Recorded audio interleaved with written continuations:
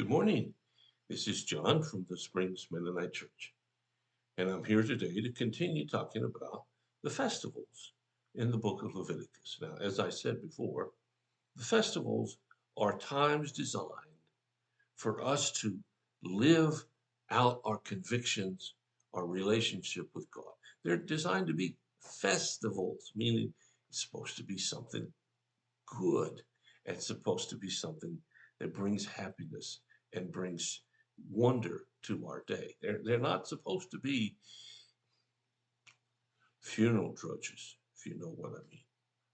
So we talked about the first one that's here in Leviticus, and that's the Day of Atonement. I'm sorry, that's the Passover. Day of Atonement comes later. The Passover. And included in it is the Feast of the Unleavened Bread, which are very similar to each other. Today I want to look at Leviticus chapter 23 and look at the first fruits, or as it's called, the celebration of the first harvest. So let's look at Leviticus 23 and a couple of verses here, beginning with verse 9. Then the Lord said to Moses, "Give the following instructions to the people of Israel. When you enter the land I'm giving you, and you harvest its first crops, bring the priest a bundle of grain from the first cutting of your grain harvest." And then let's look at verse 14. Do not eat any bread or roasted grain or fresh kernels on that first day until you bring this offering to God. This is a permanent law for you, and it must be observed from generation to generation wherever you live. So the celebration of the first fruits.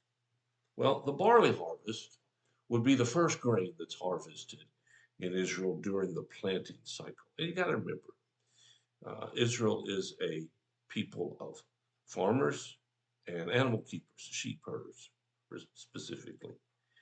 It's not a modern day industrial society as we think of Israel today.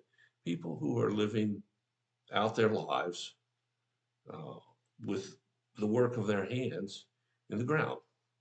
And if you've ever planted a garden or worked on a farm, you know that when you plant that first seed, you're pretty optimistic. Because however it starts is how you think it'll continue. If it's really good, you hope it'll continue that way. But you never know. You just take it with faith that it's going to work out. And you know, that's what life is all about. That's what your life and my life is like. We take it by faith. I mean, whatever happens, we'll live with it. And we can't change what happens in most cases. So it says here that, I'll read it again. When you enter the land and you harvest its first crops, bring the priest a bundle of grain from the first cutting. So what is he saying? He's saying, when you get something, in this case a harvest, give the first fruits of it to God. Yeah. Honor the person from whom it came. Now, if we're talking about grain, all I do is put it in the ground. After I've done that, I don't have anything to do with it. I am dependent on the soil, the nutrients in the soil, on the moisture in the form of rain, the lack of weeds to eat it up, and the quality of the seed. None of those can I do anything about. I have to trust somebody that it's going to grow. Leviticus says it's God. Now, let's suppose I don't make my living planting seed. I make my living by selling something. I'm a businessman. I don't have any control how many customers come into my store. Oh, I can do things to try to attract them, advertising, phone calls, flyers, brochures, reputation, whatnot. But I still have no control over who comes in. And if nobody comes in and nobody buys, I'll go out of business. I can't stay in business. I am totally dependent on those who want to buy from me. Well, in a similar fashion, our lives are lived totally dependent on God. Oh, I know. We think we're in charge, but we're not. We think it's our brilliant decisions that make the difference. And at some level, that might be true, but ultimately, it isn't.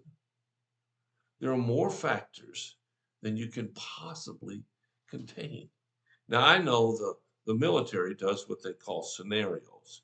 They'll take a scenario, one possibility, and work it through to figure out how they can overcome that one. Then they'll take another one and so forth. But it never works exactly the way you thought it would.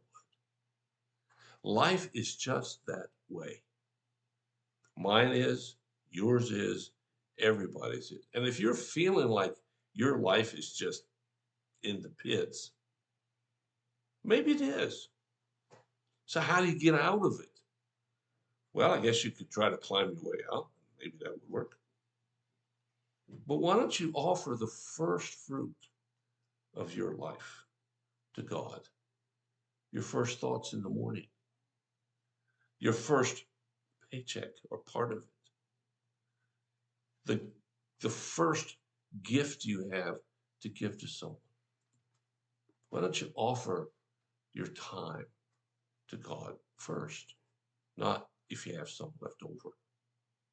You see, you and I, we can offer the first fruits of our life, just like this feast in the Old Testament tells us to do. We can demonstrate that we're thinking beyond ourselves by how we act with others.